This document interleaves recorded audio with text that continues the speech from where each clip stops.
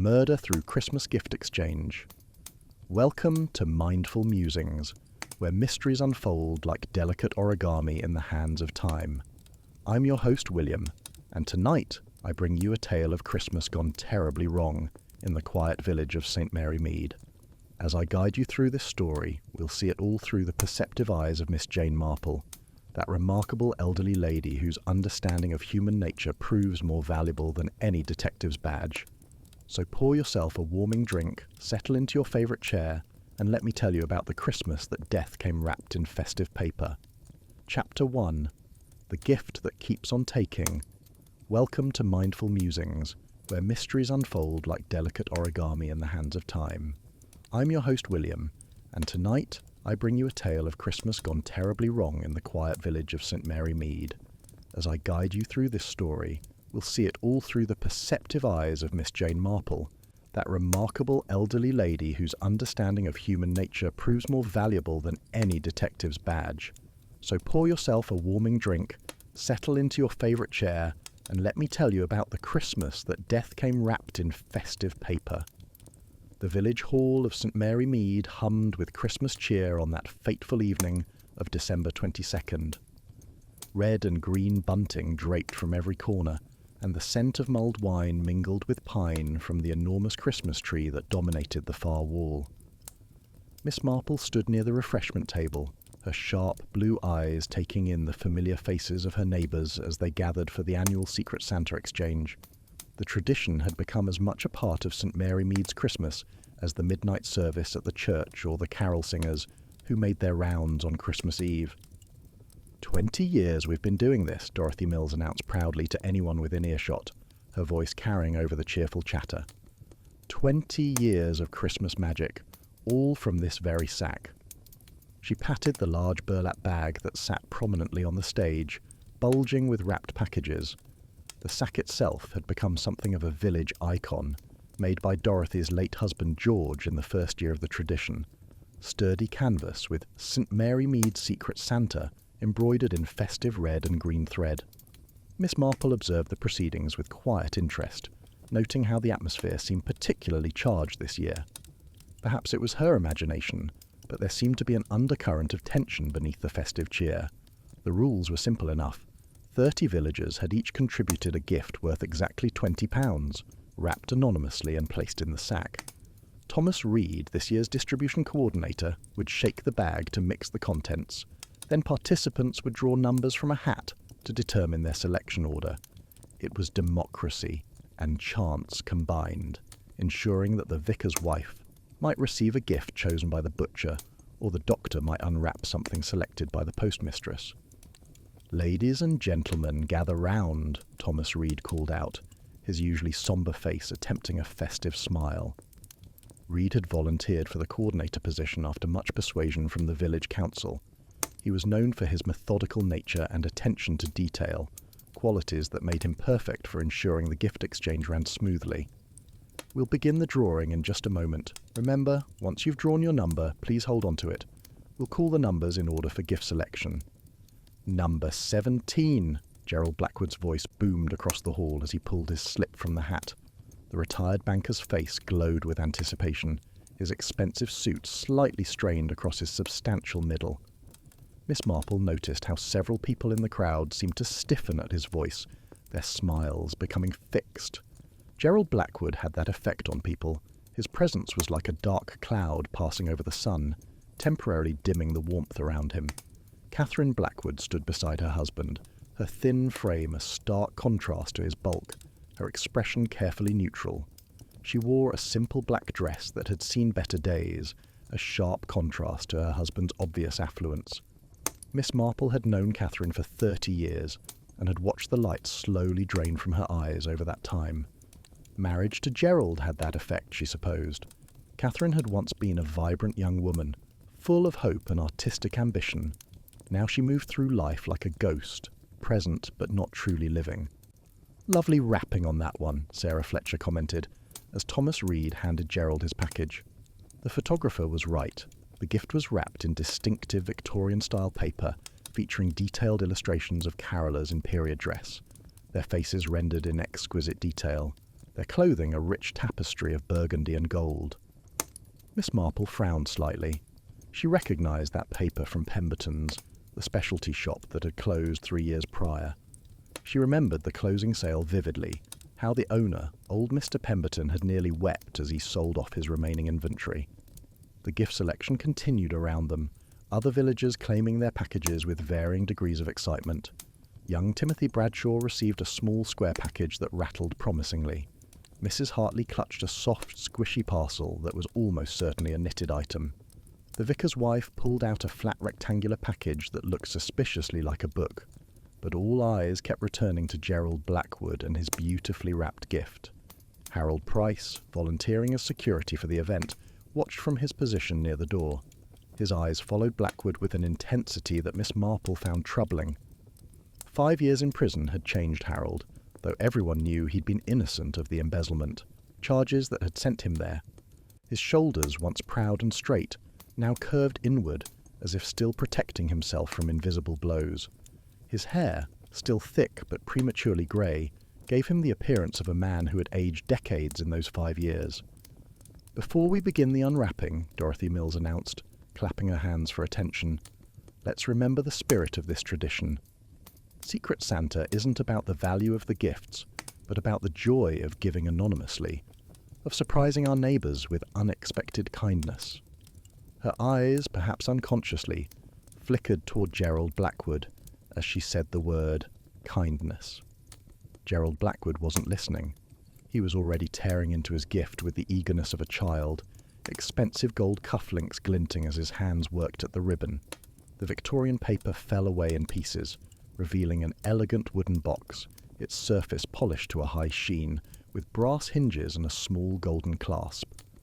"Expensive chocolates!" he exclaimed with delight, reading the embossed lettering on the lid.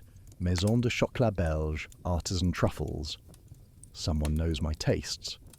"Gerald, perhaps you should wait until everyone has opened," Catherine began tentatively, but her husband waved her off dismissively. "Nonsense. What's the point of chocolates if not to enjoy them immediately?" Without hesitation, he opened the box, revealing 24 perfectly formed chocolates, each nestled in its own paper cup, dark and glossy as beetles. He selected one, examined it briefly with the eye of a connoisseur, and popped it into his mouth. "Magnificent!" he declared, immediately reaching for another, then a third. The transformation was immediate and horrifying. Blackwood's expression shifted from pleasure to confusion, then to terror. His hands flew to his throat, clawing desperately as if trying to remove an invisible noose. His face flushed deep red, then purple, then took on a bluish tinge that Miss Marple recognised with dread. The wooden box fell from his hands, scattering chocolates across the floor like dark coins. "Someone call Dr. Haydock!" Dorothy Mills screamed, her organisational composure shattered. The hall erupted in chaos. Some people pressed forward to help, others backed away in horror. Children were quickly ushered out by their parents. The vicar dropped to his knees beside Blackwood, beginning to pray. Catherine Blackwood stood frozen, her face white as paper, her hands pressed to her mouth.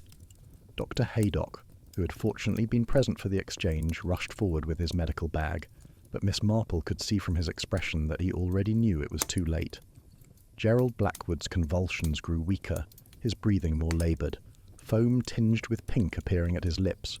The doctor worked frantically, attempting chest compressions, checking for pulse, but within minutes Gerald Blackwood was dead, his lips tinged with the telltale blue of cyanide poisoning, his eyes staring sightlessly at the festive bunting above. Miss Marple stood very still amid the chaos, her knitting needles frozen mid-stitch. Her mind, however, was working rapidly. She looked at the wooden box scattered on the floor, chocolate spilling across the polished wood like dark omens. Then her gaze travelled to the wrapping paper, that distinctive Victorian design that shouldn't exist anymore, and she knew with absolute certainty that this was no random tragedy. This was murder, planned with patience and executed with precision, hidden within the very tradition meant to celebrate generosity and surprise. She noticed other details in those first shocking moments, how Thomas Reed's hands shook as he set down the gift sack, how Sarah Fletcher's camera hung forgotten around her neck despite the dramatic scene begging to be documented, how Harold Price had moved closer rather than maintaining his security position, and how Dorothy Mills kept repeating 20 years without incident like a mantra. But most of all, she noticed Catherine Blackwood, who stood perfectly still amid the chaos, and whose expression showed shock, yes, but not, Miss Marple thought, surprise. Chapter 2. Inspector Slack's Dilemma. Inspector Slack arrived within the hour, his perpetual scowl deeper than usual as he surveyed the chaotic scene. The village hall had been transformed from a festive gathering place into a crime scene, with police tape cordoning off the area where Gerald Blackwood's body still lay. The other gifts, abandoned in the panic, remained scattered about like forgotten promises. Miss Marple watched from her seat as the inspector began his preliminary investigation, his movements sharp and impatient, his uniformed constables moving efficiently to secure the scene and begin taking names of all present.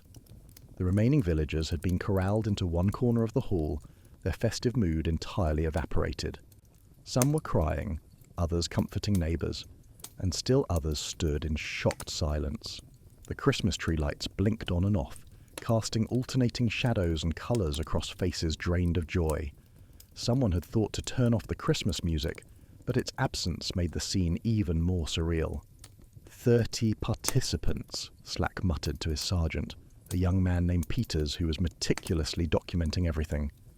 Any one of them could have placed that poisoned gift in the sack. The whole point of Secret Santa is anonymity. We'll need to track down receipts, analyse wrapping paper, interview every shopkeeper in the county who sells chocolate or wrapping paper or wooden boxes. Inspector Slack's frustration was palpable. Miss Marple understood why. The very nature of the Secret Santa tradition made it the perfect cover for murder. No names on gifts, no record of who brought what, just anonymous packages in a communal sack. It was, she reflected, rather brilliant in its simplicity. Dr. Haydock approached the inspector, removing his glasses to clean them, a nervous habit Miss Marple had observed over many years. His expression was grave, professional, but she could see the disturbance beneath. Gerald Blackwood had been his patient after all, unpleasant though he might have been. Potassium cyanide, delivered through the chocolate centres, Dr. Haydock reported, his voice steady despite the circumstances. Every single chocolate in that box was lethal. Someone injected the poison through tiny holes in the bottom, then sealed them with melted chocolate. Professional work, I'd say. Medical or veterinary knowledge would be helpful, but not essential. Anyone with access to the internet could learn the technique. How quickly would it work? Inspector Slack asked, making notes in his leather-bound notebook. With a concentration present. Within minutes, as we saw. Mr. Blackwood consumed 3 chocolates in rapid succession. Any one of them contained enough cyanide to be fatal, but 3... Dr. Haydock shrugged. He never had a chance. Miss Marple's needles clicked softly as she processed this information. The murderer hadn't taken any chances. They'd ensured that whichever chocolate Blackwood chose would be fatal. Such thoroughness spoke of deep hatred and careful planning. This wasn't a crime of passion or a moment of madness. This was calculated, cold, and deliberate. Who had access to the gift sack? Inspector Slack demanded, addressing the room at large. His voice carried the authority of law, cutting through the murmurs of shock and speculation. Dorothy Mills stepped forward, wringing her hands. Her usually perfectly coiffed hair had come loose, grey strands framing her anxious face. I collected the late-arriving gifts and placed them in the sack around 6 o'clock, but dozens of people were milling about. The sack was on the stage in full view. Anyone could have added a gift, while others were distracted by the carol singers or getting refreshments. How many late arrivals? Slack pressed. 5 or 6. I didn't count exactly. People were coming and going, you see. Some dropped off their gifts and left to attend to other preparations. Others arrived early to help with setup. It was controlled chaos, as these events always are. I shook the sack to mix up the contents, Thomas Reed added, his voice steady despite the pallor of his face. Standard procedure to ensure random distribution.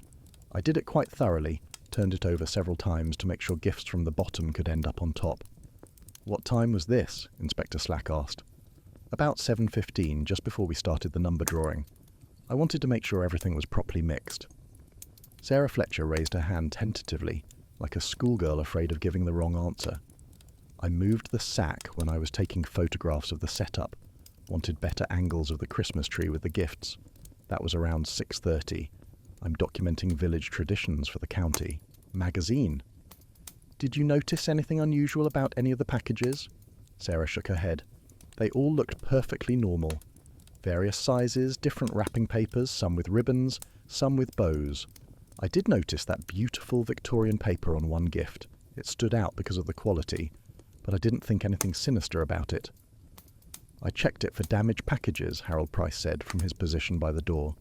His voice was flat, emotionless, but Miss Marple noticed how his hands clenched and unclenched at his sides. Part of my security duties. Didn't want any gifts getting crushed. People put effort into these things. It would be a shame if someone received something broken. When was this? Slack demanded. Throughout the evening. Every time someone added a gift, I'd check to make sure nothing was being compressed. Last check was about 7, just before Thomas mixed everything up. Catherine Blackwood spoke up, her voice barely above a whisper. I helped with the distribution setup. I was near the sack several times. I helped Dorothy arrange the stage, moved the sack to make room for the microphone stand. She paused, swallowing hard. I might have touched it when I was adjusting the Christmas tree lights. The cord was tangled with the sack's drawstring. Inspector Slack's scowl deepened. So, 5 people had direct contact with the sack after all gifts were deposited. But that doesn't tell us who put the poisoned chocolates in originally. When did gifts start arriving? The collection officially opened at 5 o'clock, Dorothy explained. People could drop them off any time between 5 and 7. We've done it this way for 20 years. It gives everyone flexibility, especially those who work late or have family obligations. And no record of who brought what. That would defeat the purpose of Secret Santa, Dorothy said, a note of defensiveness creeping into her voice. The anonymity is what makes it special. People can be generous without seeking recognition. Miss Marple cleared her throat gently. Inspector, might I point out something about the wrapping paper? Slack turned to her with barely concealed irritation. He had worked with Miss Marple before and knew her insights were valuable, but her timing always seemed designed to make him look foolish. What about it? That particular design, Victorian carolers, was only sold at Pemberton's specialty shop. They closed 3 years ago. She held up a piece of the wrapping that had fallen near her chair. The paper was thick, quality stock, with gold embossing on the carolers' clothing that caught the light. Mr. Pemberton imported this paper specially from Italy. It cost £4 a roll, quite expensive for wrapping paper. Whoever wrapped this gift has been planning for quite some time, or at least has been saving this particular paper. The inspector's eyes narrowed as he examined the paper more closely. 3 years. That's a long time to hold a grudge. Or to plan a murder, Miss Marple added softly. You see, Inspector, Mr. Pemberton was very particular about his customers. He kept detailed records of purchases, especially for his premium items. His ledgers might still exist. Dorothy Mills gasped suddenly, her hand flying to her mouth. That paper! I bought several rolls when Pemberton's was closing. I loved the Victorian design and wanted to preserve it. I thought it would be perfect for special occasions. Her face paled. I kept them in my storage closet here at the village hall with all my other event supplies. Where are they now? Inspector Slack demanded, his voice sharp with interest. They were stolen, back in September. I reported it to the village council, said my wrapping supplies had gone missing. Dorothy's voice shook. I didn't think it was important enough to report to the police. It was just wrapping paper and ribbons, maybe £20 worth of supplies altogether. Inspector Slack immediately sent Constable Peters to verify the theft report with the village council, while he continued questioning the assembled villagers. The process was tedious. Each person asked to account for their movements, their gift purchase, their relationship with the deceased.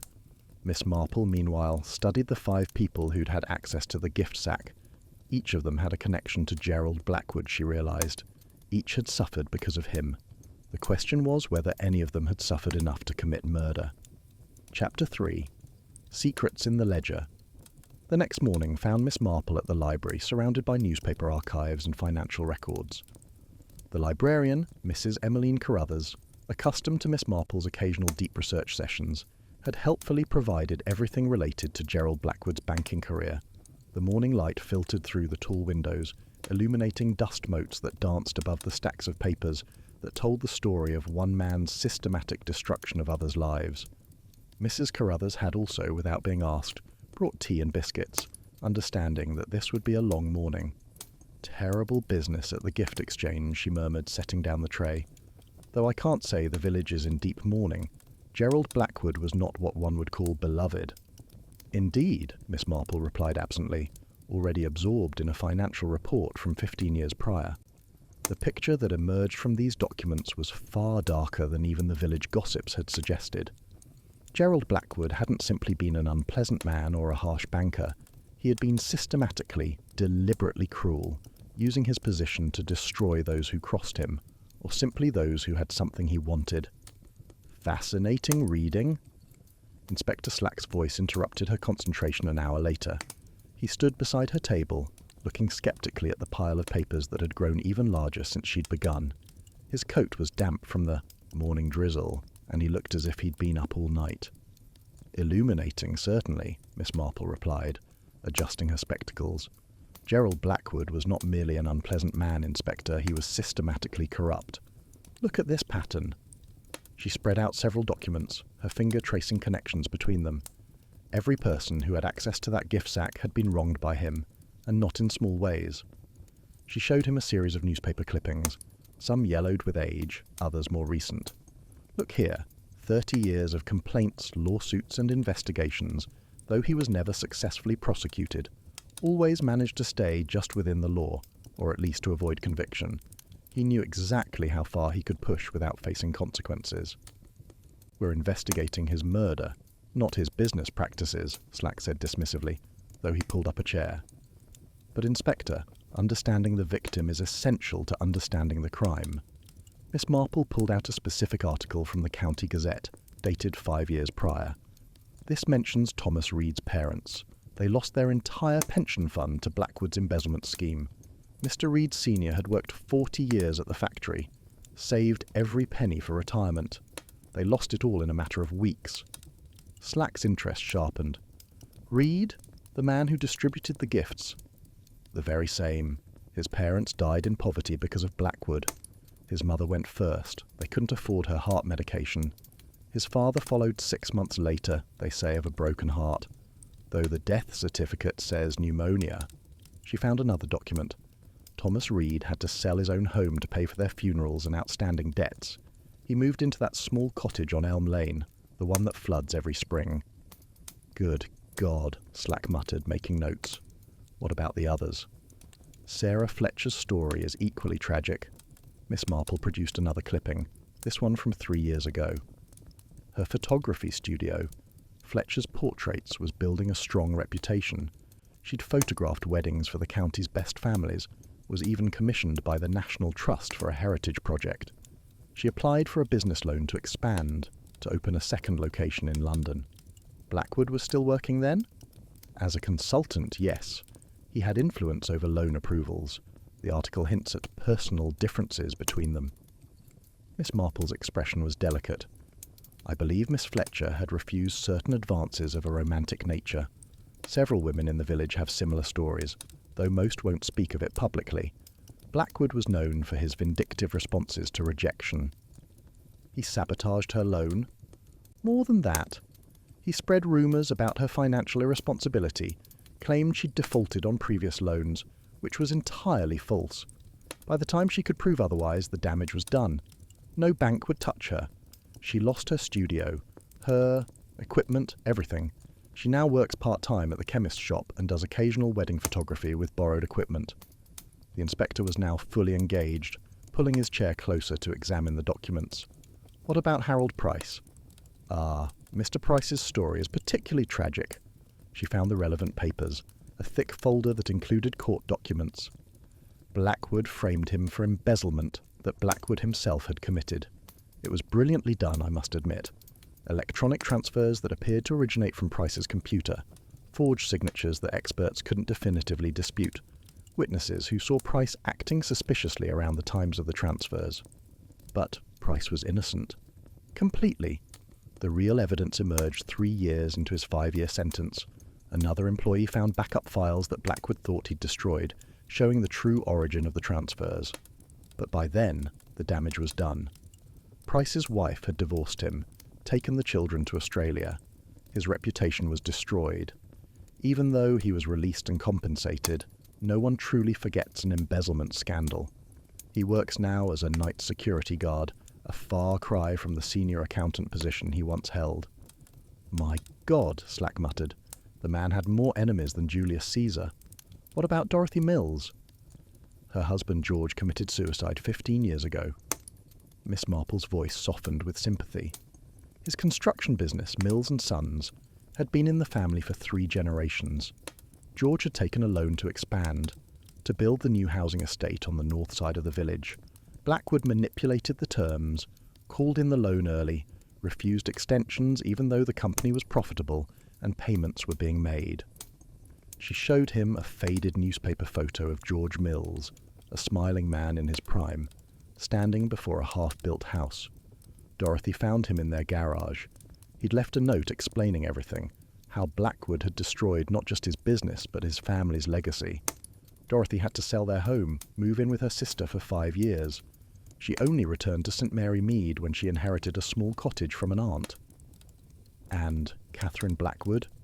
Miss Marple's expression softened further with sympathy. 30 years of marriage to such a man would be punishment enough. But recently, she discovered he'd hidden millions in offshore accounts while claiming they couldn't afford treatment for her heart condition. She nearly died last year because he wouldn't pay for the surgery she needed. She only survived because her estranged sister secretly paid for the treatment. Millions? Slack's eyebrows rose. Oh, yes. Gerald Blackwood was extremely wealthy, but he kept his wife in near poverty. She had to account for every penny spent on household expenses. He would rage if she bought the wrong brand of tea to save a few pence.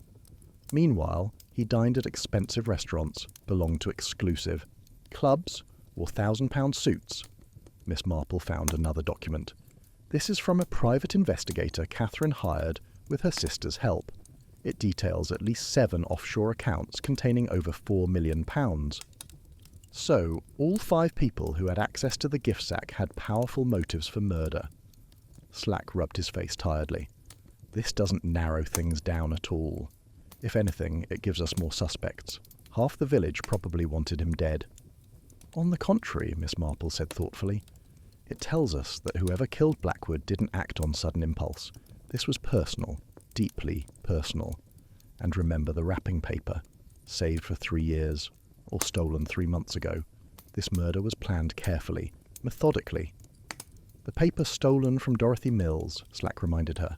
So we're told. But Inspector, have you considered how difficult it would be to ensure Blackwood received that specific poisoned gift? The distribution was meant to be random. Slack frowned, leaning back in his chair. You're suggesting the killer found a way to manipulate the selection? It's the only explanation that makes sense. 30 gifts in that sack, and Blackwood just happened to receive the one with cyanide-laced chocolates. The odds are astronomical unless someone ensured it would happen. She picked up the piece of wrapping paper she'd kept from the crime scene, handling it carefully with a handkerchief. There's something else. Look closely at the ribbon. Slack peered at the elaborate bow. The ribbon itself was gold satin, expensive and lustrous. There, so tiny it could easily be mistaken for decoration, was a thin red thread wound around the gold ribbon, making 3 precise loops. A marker, Slack breathed, so someone could identify which gift was the poisoned one. Precisely, but that still doesn't explain how they ensured Blackwood would select it. Miss Marple's needles resumed their rhythmic clicking. We need to understand exactly how the number drawing worked. Who prepared the numbers? Who had access to them? Could they have been marked in some way? Thomas Reed handled all of that, Slack said slowly. He prepared the number slips a week in advance.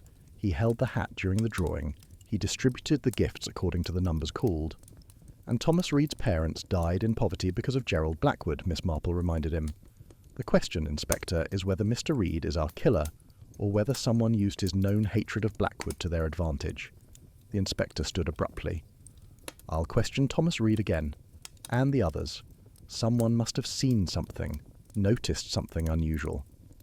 As he left, Miss Marple remained at her table, surrounded by evidence of Gerald Blackwood's crimes. The morning had turned to afternoon, and still she read, taking careful notes in her neat handwriting. Somewhere in these papers, she felt certain, lay the key to understanding not just why he was murdered, but how his killer had turned a celebration of anonymous generosity into an instrument of very personal revenge. The library had grown quiet around her, the only sounds the occasional whisper of turning pages, and the distant tick of the grandfather clock in the entrance hall. But in Miss Marple's mind, the voices of Blackwood's victims spoke loudly, each telling their story of loss and betrayal, each providing another reason why someone might have decided that this Christmas Gerald Blackwood would receive his final gift. Claude can make mistakes. Please double-check responses. Chapter 4. The Distribution Coordinator. Thomas Reed lived in a modest cottage on the outskirts of St. Mary Mead, a far cry from the comfortable home his parents had lost 20 years ago. Miss Marple approached the neat garden gate just as Inspector Slack's police car pulled up behind her. "Come to watch me question Reed?" Slack asked with his usual gruffness. "I thought I might listen if you don't mind," Miss Marple replied mildly. "Mr. Reed and I have known each other for many years." Reed answered the door before they could knock, as if he'd been watching for them. His face was drawn, dark circles under his eyes suggesting a sleepless night. "Inspector, Miss Marple, I've been expecting you." His sitting room was sparsely furnished but meticulously clean. On the mantelpiece stood a photograph of an elderly couple, their faces kind but marked by hardship. Reed's parents, Miss Marple recognised, taken not long before their deaths. "Mr. Reed," Inspector Slack began without preamble, "we need to discuss the gift distribution process in detail." Reed nodded, his hands clasped tightly in his lap. The number slips were prepared a week in advance. Standard procedure. Numbers 1 through 30 written on identical pieces of paper, folded identically, placed in the hat. "Identical?" Miss Marple inquired gently. "All exactly the same." A flicker of something. Was it fear? Crossed Reed's face. "Of course. That ensures random selection." "May we see the remaining slips?" Slack asked. Reed hesitated for just a moment before fetching a small box from a drawer. "I always keep them in case there's a question about the drawing." Miss Marple watched as Inspector Slack examined the slips. They appeared identical to casual inspection, but she noticed how Slack's expression changed as he handled them more carefully. "Number 17, he said slowly. "Feels different. Thicker." The colour drained from Reed's face. That must be a mistake. Perhaps two pieces of paper stuck together. "Mr. Reed," Miss Marple said kindly, "you were responsible for holding the hat while people drew their numbers. Could you tell by touch which slip was which?" Reed's composure crumbled. He buried his face in his hands. "You don't understand what he did to my parents. They trusted him with everything, their entire life savings, 40 years of scrimping and saving, and he stole it all." "So you ensured Blackwood would draw number 17, Inspector Slack stated. Reed looked up, his eyes red-rimmed. "When someone reaches into a hat, they feel around, don't they? Looking for the slip that feels right. I made sure the thick slip was where his hand would find it." "And gift number 17 was the poisoned chocolates," Slack continued, the gift marked with a red thread. Reed stared at them for a long moment, then something shifted in his expression. "You think I killed him?" "Didn't you?" Slack demanded. "No!" Reed's denial rang with sincerity. "Yes, I manipulated the drawer, but not for murder. I wanted him to receive gift 17 because I knew it was expensive chocolates. I'd seen it through the wrapping. The shape of the box was distinctive. I thought it would be ironic, him getting an expensive gift when he'd stolen so much from others." Miss Marple studied Reed carefully. "You didn't know the chocolates were poisoned?" "Of course not. I would never. Despite everything, I'm not a murderer." He looked desperately between them. "You have to believe me." "Then who wrapped gift 17, Slack pressed. "I don't know. The gifts were anonymous. I only knew it was chocolates because of the box shape." Reed paused. "Wait, there's a list. Dorothy Mills kept a record of when each gift was deposited in the sack. Just the time, not the giver. But it might help." He made a phone call to Dorothy Mills, requesting she bring the list. While they waited, Miss Marple noticed something else on Reed's mantelpiece, a small coil of thin red thread, identical to the one that had marked gift 17. "Mr. Reed," she said quietly, "that thread, He followed her gaze and paled further. "It's from my mother's sewing box. She used to mark special gifts with it, said it brought luck." His voice broke. "Someone knew. Someone used my mother's tradition to mark that gift, knowing I would recognize it and ensure it went to Blackwood." The implications hung heavy in the air. Someone had not only planned Blackwood's murder, but had deliberately implicated Thomas Reed in the process, using his known hatred and his family traditions against him. Chapter 5: Victorian Paper and Red Thread. Dorothy Mills arrived within 20 minutes, clutching a leather-bound ledger to her chest. Her usual cheerful demeanour had been replaced by nervous anxiety as she handed the book to Inspector Slack. "I've always kept records," she explained, wringing her hands. "Just times and general descriptions for security purposes, in case anything went missing." Inspector Slack opened the ledger to December 22nd. The entries were written in Dorothy's neat hand. 3:47 p.m. Small square package, silver paper. 4:15 p.m. Large rectangular, green bow. 4:32 p.m. Medium box, Victorian Caroller paper. There, Miss Marple pointed. 4:32. Gift number 17 was deposited at 4:32. "But it doesn't say who brought it," Slack said, frustrated. "No, but it narrows the time frame." Dorothy fidgeted with her scarf. "I was greeting people at the main entrance then. Several people came in around that time." "Who, specifically?" Slack demanded. Dorothy closed her eyes, thinking. Catherine Blackwood arrived with a gift around then. Harold Price was already there, doing his security rounds. Sarah Fletcher came in with her camera equipment and a wrapped package. And I stepped away from the entrance briefly to help with the decorations. "So any of them could have deposited the poisoned gift," Slack muttered. Miss Marple had been examining the ledger more carefully. "Mrs. Mills, this Victorian paper from your storage, where exactly did you keep it?" "In the supply closet at the village hall. I had 5 rolls originally. After the theft in September, they were all gone." Dorothy's voice trembled. "I loved that paper. It reminded me of happier times. Before George. Before my husband died." "Did anyone else know about your paper collection?" Miss Marple asked gently. "Everyone who helped with village events knew I had special wrapping supplies. I was quite proud of my collection." She paused. "Actually, Sarah Fletcher photographed it once for a magazine article about village traditions." Inspector Slack made a note. "We'll need to check if anyone else had access to that closet." "The key was kept on a hook in the kitchen," Dorothy admitted. "Anyone could have taken it." Miss Marple had noticed something else. "Mr. Reed, you said the red thread came from your mother's sewing box. Where do you keep it?" "In my workshop at the community centre. I teach woodworking classes there." His face darkened with realization. Anyone could have taken a piece. "So our murderer had access to both the Victorian paper and the red thread," Slack summarized. "They knew Reed would recognize the thread and ensure Blackwood got that specific gift." "More than that," Miss Marple added thoughtfully. "They knew the psychology of everyone involved. They knew Reed would want Blackwood to receive what appeared to be an expensive gift. They knew Blackwood's greed would make him eat the chocolates immediately.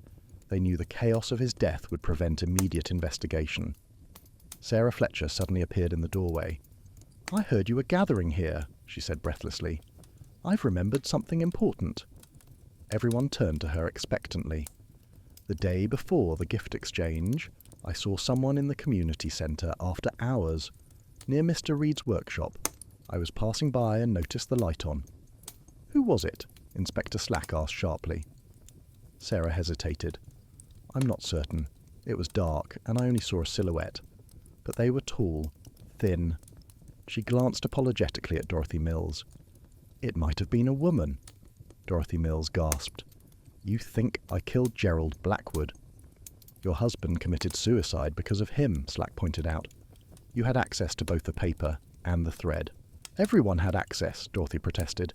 "The community centre isn't exactly Fort Knox." Miss Marple had been silent, her mind processing the accumulating evidence. "Miss Fletcher, you said you were passing by. At what time?" "Around 9 in the evening. I was returning from a photography session." "And you didn't investigate or report it?" Sarah flushed. "I assumed someone had forgotten to turn off the light." But Miss Marple noticed the way Sarah's hands trembled slightly, the way she avoided meeting anyone's eyes directly. There was more to her story, she was certain. "I think," Miss Marple said carefully, "we need to consider not just who had means and opportunity, but who had the specific knowledge to orchestrate all these elements. This wasn't just murder, it was a carefully choreographed performance." Chapter 6. The Photographer's Tale. The investigation reconvened at the police station the following morning. Sarah Fletcher sat in the interview room, her photography equipment bag beside her chair as if she couldn't bear to be separated from it. Miss Marple observed from the corner, while Inspector Slack conducted the formal questioning.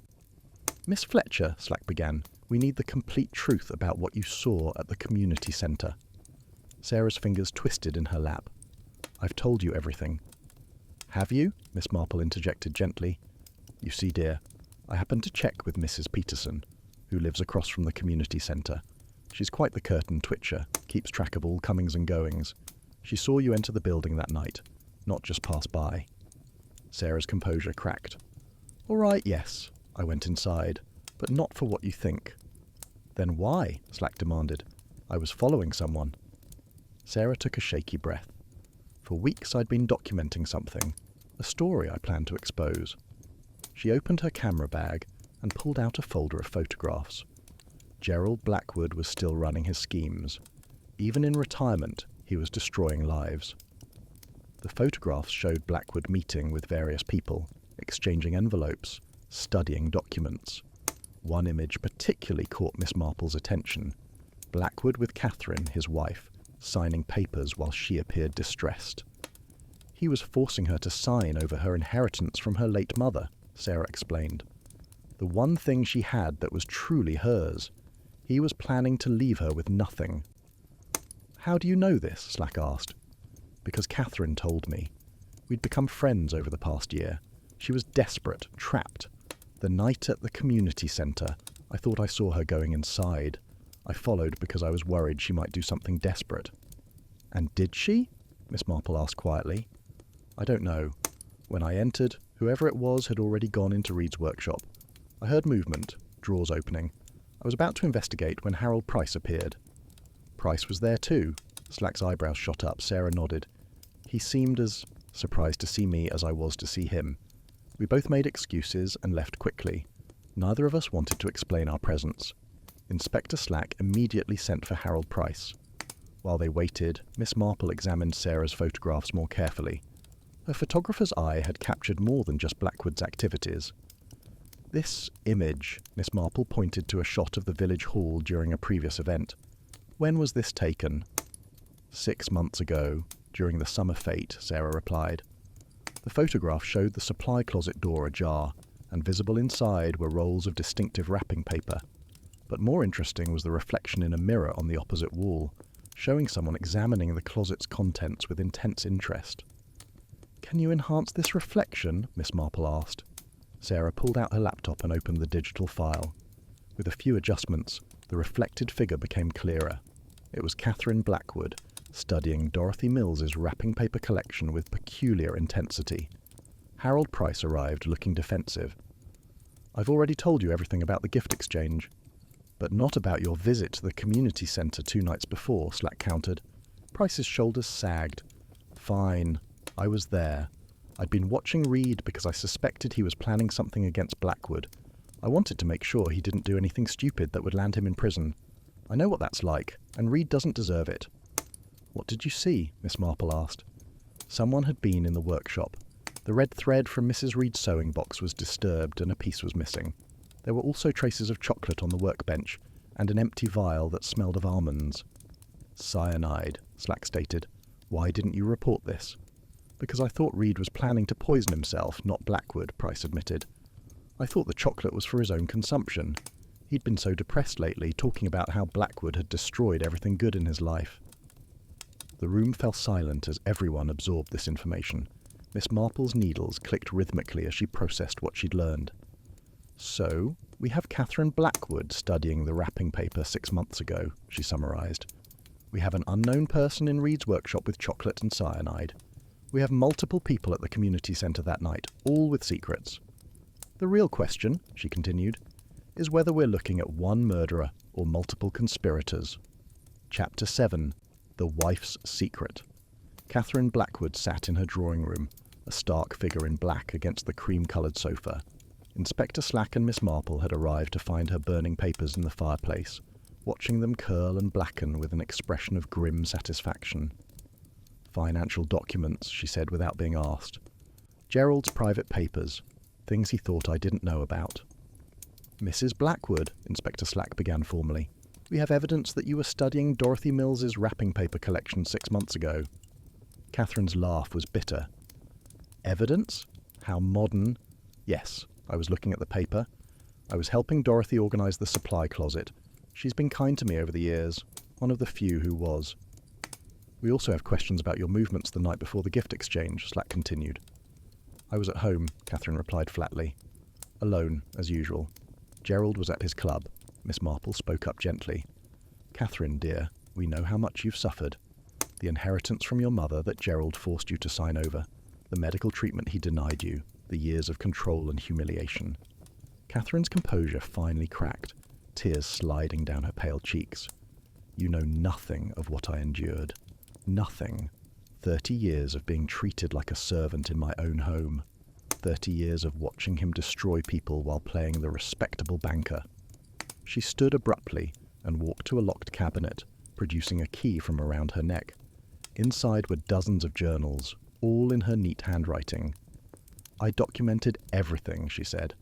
"Every crime, every cruelty, every life he destroyed. I thought someday I could use it to expose him, but who would believe the hysterical wife against the respectable banker?" Inspector Slack reached for the journals, but Catherine pulled them back. "Not yet. First, I want to tell you something about the night Gerald died." She returned to her seat, clutching one journal. "I knew someone would try to kill him eventually. He had too many enemies.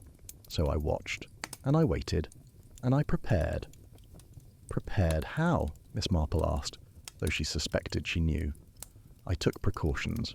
When I saw the Victorian paper on Gift 17, I recognised it immediately.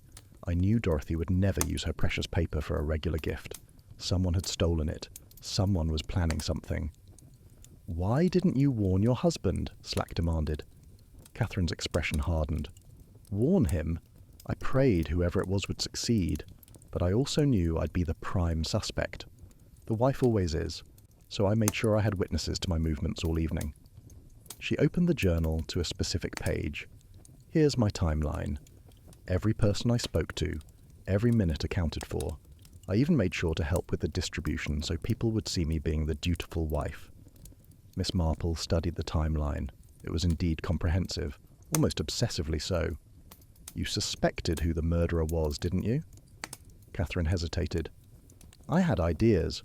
Reed had motive and opportunity. Sarah had been asking questions about Gerald's current activities. Harold had the knowledge. Prison teaches you things. And Dorothy, poor Dorothy, had lost everything because of Gerald." "But you didn't know specifically?" "No. I just knew that Gift 17 was dangerous. I saw the red thread, recognised it as the marking system Mrs. Reed used to use. I knew someone had set a trap." "And you let your husband walk into it," Slack said accusingly. "I let him make his own choice," Catherine corrected. "No one forced him to grab for Gift 17. No one made him eat those chocolates immediately. His greed killed him as much as the poison." Miss Marple had been examining the other journals. One entry caught her attention, dated a week before the murder. "Tomorrow I will be free one way or another." "What did you mean by this?" she asked, showing Catherine the entry. Catherine's smile was sad. "I had finally decided to leave him. I'd consulted a lawyer in London, secretly. I was going to file for divorce and use these journals as evidence. But then the gift exchange happened, and Gerald solved my problem for me." "That's very convenient," Slack said suspiciously. "Convenient?" Catherine's voice rose. "You think watching my husband die in agony was convenient? You think becoming the primary suspect in his murder is convenient? You think any of this has been convenient?" She pulled out another document from the journal. "Here's the receipt for the chocolates I bought for the gift exchange. Peppermint creams from the local shop, £15. Gift number 23, which Mrs. Patterson received. You can verify it with her."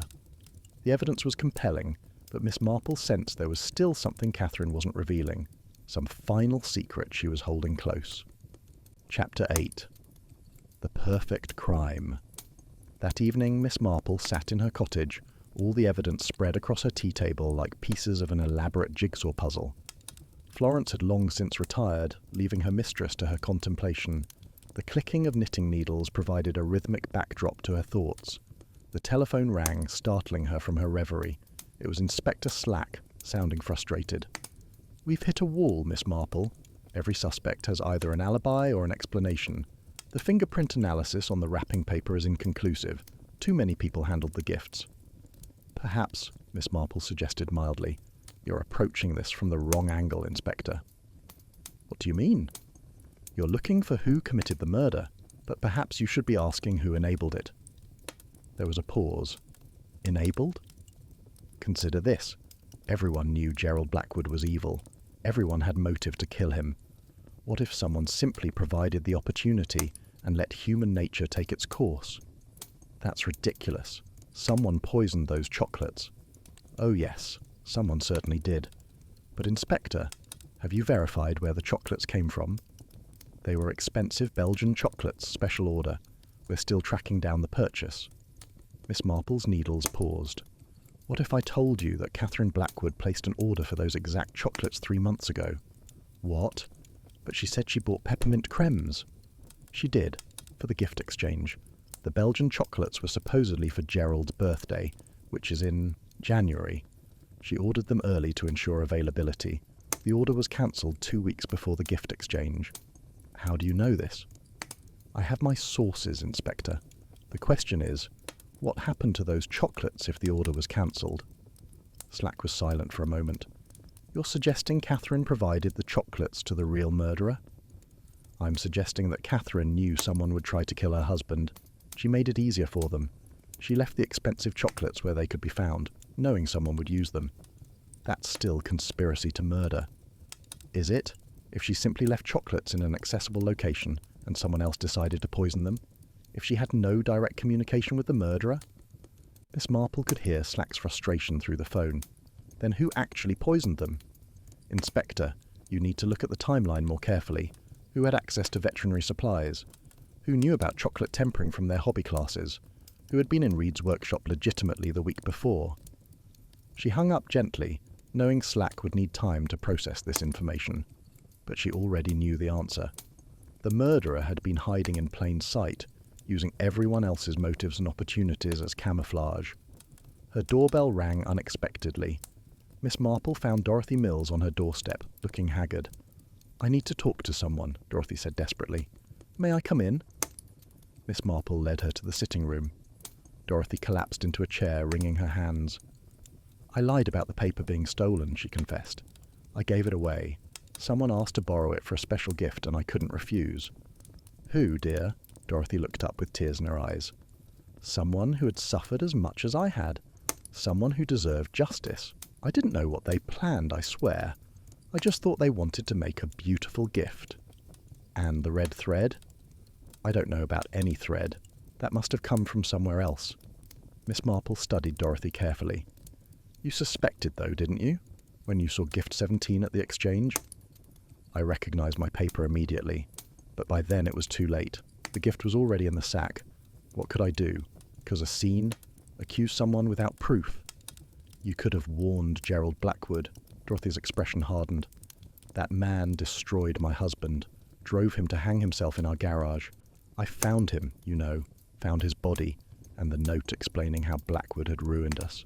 So no, I couldn't warn him. I couldn't save him. Even knowing you might become a suspect? I didn't care anymore. I've been dead inside for 15 years. Prison couldn't be worse than the hell I've been living." Miss Marple reached out and patted Dorothy's hand gently. "My dear, you're not the murderer. But you know who is, don't you?" Dorothy's tears fell freely now.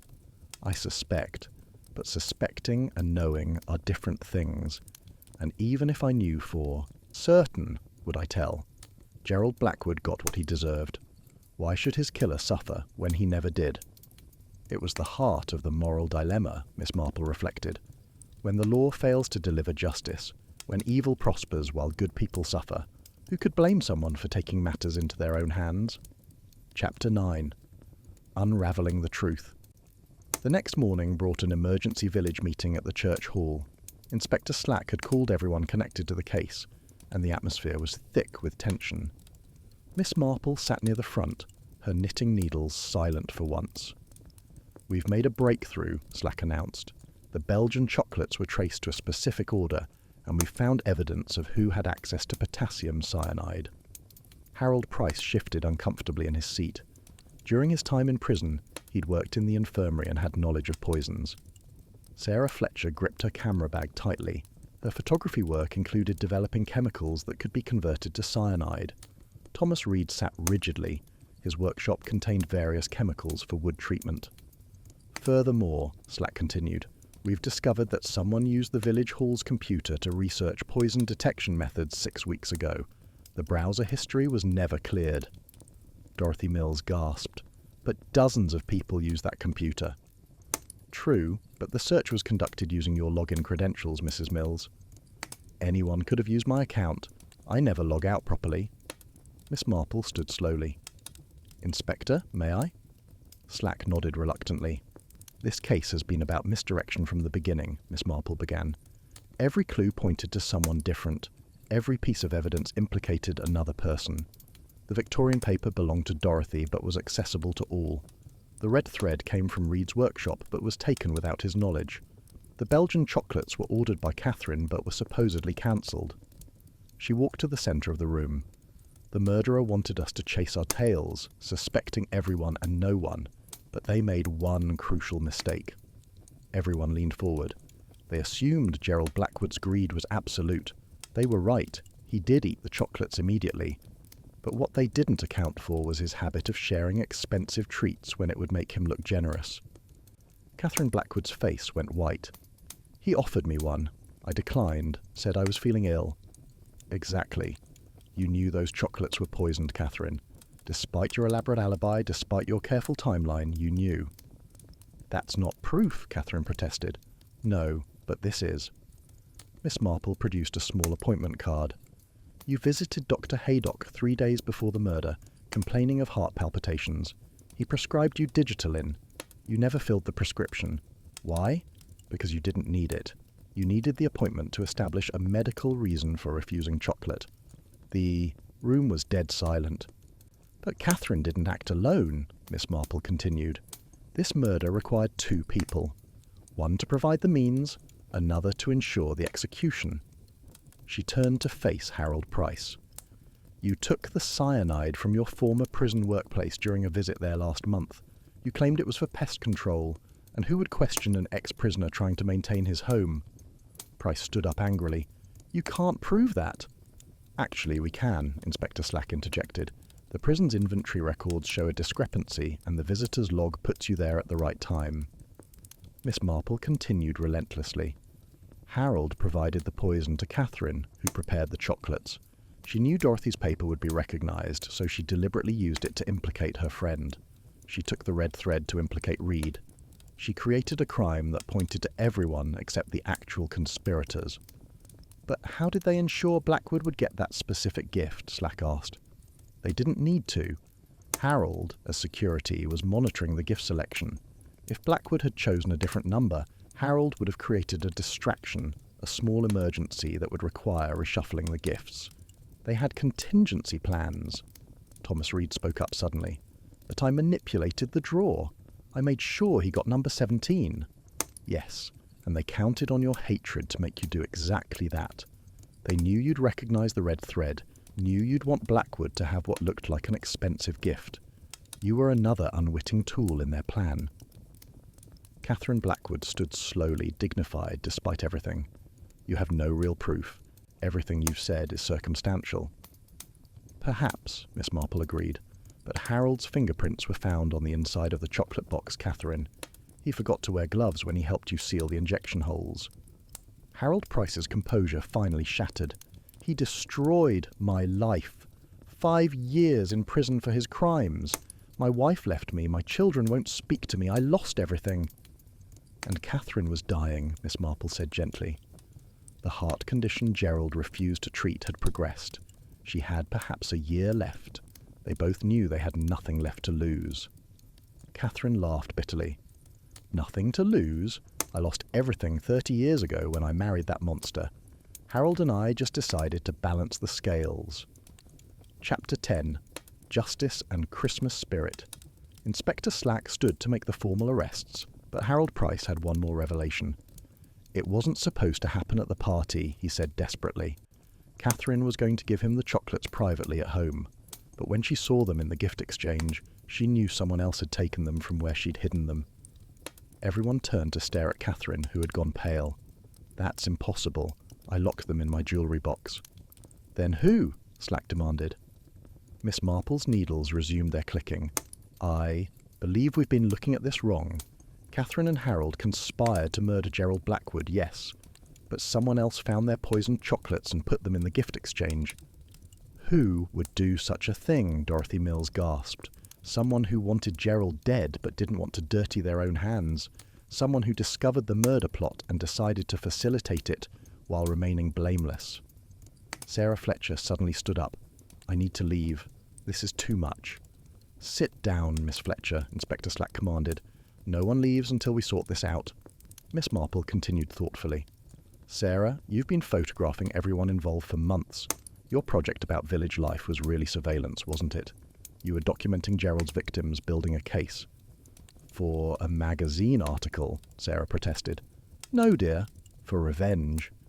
You see, Inspector, Sarah Fletcher isn't who she claims to be. Her real name is Sarah Blackwood, Gerald's daughter from his first marriage. The room erupted in shocked gasps. Sarah's facade finally crumbled. He abandoned us when I was 5, left my mother for Catherine, left us in poverty while he built his fortune. Mother died of cancer because we couldn't afford treatment, the same treatment he later denied Catherine. So, you came to St. Mary Mead under a false name, Miss Marple continued, befriended his victims, documented his crimes, and waited for an opportunity. I found the chocolates when I was photographing their house for the village newsletter, Sarah admitted. I knew immediately what they were. The smell of almonds was faint but distinctive. I realized Catherine and Harold were planning to kill him. And you put them in the gift exchange? I improved their plan. A private murder would have pointed directly to Catherine, but a public poisoning at a random gift exchange, that would implicate everyone and no one. I was protecting them while ensuring my father got what he deserved. Inspector Slack was writing furiously. So, we have 3 conspirators? 4, actually, Miss Marple said quietly. Dorothy Mills knew about the plan when she saw her paper on Gift 17. She could have warned Gerald, but chose not to. That makes her an accessory after the fact. Dorothy lifted her chin defiantly. Then arrest me. I've been waiting 15 years for justice. I won't apologize for staying silent. Thomas Reed spoke up. If knowing and not acting makes us guilty, then arrest me too. I suspected something when I felt that marked gift. I could have refused to give it to Blackwood. And me, added several other voices from the crowd.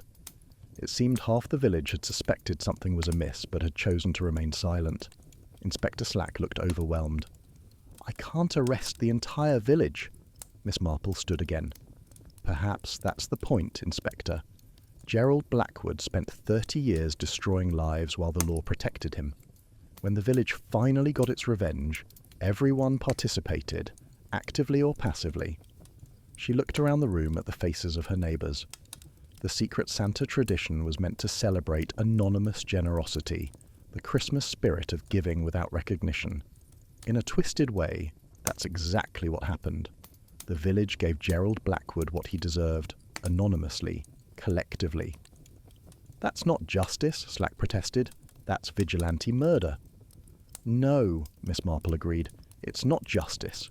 But then, Gerald Blackwood's victims never received justice either. The law failed them repeatedly. Can we really blame them for taking matters into their own hands? The room fell silent as everyone contemplated this moral quandary. Finally, Inspector Slack spoke. I'll need to consult with my superiors. The primary conspirators, Catherine Blackwood, Harold Price and Sarah Fletcher, will be arrested. The rest, that's for the courts to decide. As the 3 were led away, Catherine turned back to Miss Marple. You understand, don't you? You see why we had to do it? Miss Marple's expression was infinitely sad. I understand, dear. but understanding doesn't make it right. Murder never is, no matter how deserved. The village hall emptied slowly, people leaving in small groups, whispering among themselves. The Christmas decorations seemed to mock the sombre atmosphere, their cheerful brightness at odds with the dark revelations. Miss Marple remained seated, her knitting needles finally still. Dorothy Mills approached her tentatively.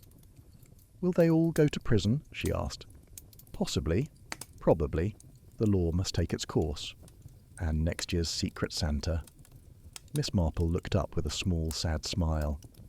"I think perhaps that tradition has ended, don't you? Some things, once corrupted, can never be made innocent again." As she walked home through the village streets, Miss Marple reflected on the case. 20 years of successful gift exchanges of joy and surprise and community spirit, destroyed by one man's evil and the revenge it spawned. The gift that should have brought delight had brought death, and the Christmas spirit of anonymous generosity had been perverted into anonymous murder. But perhaps, she thought as she noticed neighbours helping each other despite the day's revelations, perhaps the true Christmas spirit survived in the village's solidarity, even in the face of murder. It was a dark thought for a dark deed, but in St. Mary Mead, even the darkest mysteries were tinged with the unfortunate understanding of human nature that Miss Marple knew so well. The wooden box of poisoned chocolates would be evidence now, the Victorian wrapping paper catalogued and filed away, the red thread that had marked death now marking the end of innocence. And somewhere, in prison cells and courtrooms, 3 people would spend their Christmases contemplating whether revenge served cold in a festive wrapper was worth the price they would pay. Miss Marple reached her cottage as snow began to fall, covering St. Mary Mead in a blanket of white that seemed to promise absolution, but delivered only the cold truth that in their quiet village, murder had come for Christmas, wrapped in paper from a shop 3 years closed and tied with thread from a dead woman's sewing box, ensuring that this year's Secret Santa would never be secret and never be forgotten. Thank you for joining me tonight on Mindful Musings. I'm William, and I hope this tale has reminded you that even in the smallest villages, the darkest secrets can hide behind the brightest celebrations. Until next time, keep your mysteries close and your chocolates closer, and always remember that Miss Marple is watching, knitting needles in hand, ready to unravel the tangled threads of human nature. Good night.